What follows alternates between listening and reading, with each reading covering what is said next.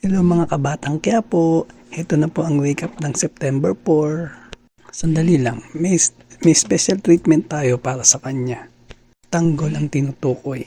At ikaw, kapag hindi ka sumunod sa batas ko, gagawin kong impyerno. Ngayon ang presong ito. At nagpumiglas si Tanggol. Salita ang mayor. Sige, ilabas na sila. Dapa. At nagsalita ang mayor. Yan ang welcome namin sa inyo.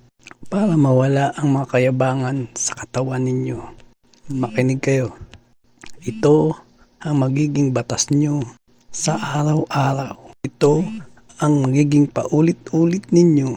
Alas 6 ng umaga, kailangan ng bumangon. Kailangan ng ayusin ang mga tarima. Kailangan nakaligo na kayo bago mag-agahan. Pagkatapos ng agahan, pwede kayong magpaaraw dyan sa labas, sa court. Alas 12 ng tanghalian. Pagkatapos ng tanghalian, meron tayong worship. Pagkatapos ng worship, pwede kayong maglaro ng basketball. Pero bawal ang away. Pagdating ng alas 6, babalik kayo dito sa selda. Pagkatapos maghapunan para matulog. Dito, tulong-tulong tayo. Tulong tayo para panatilihin ang seldang ito. Nakita nyo ang seldang ito. Napakaayos, napakalinis. Dahil tinutulungan tayo nung nasa itaas. Aba, magpasalamat kayo. At dito kayo dinala sa seldang ito. Maswerte kayo.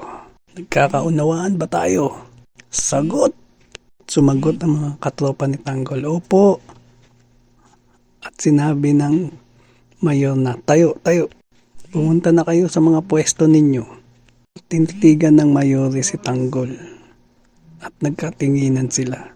At sa kotse naman, nagsalita si Olga. Pakito, gawan mo ng paraan ang problemang ito. At sumagot si Pakito. Opo, madam, masusunod. Ako na pumbahala dito. At sa isip ni Olga, kayo ang may gawa nito, Tanggol. Kayo ni Ramon. Gusto ko pa sanang maglaro, pero kailangan ko nang magmadali dahil sa babaeng mahal mo. Huwag kang mag-alala. Malalaman mo din ang gagawin ko. At sigurado akong hindi mapapatawad ang iyong sarili sa mangyayari.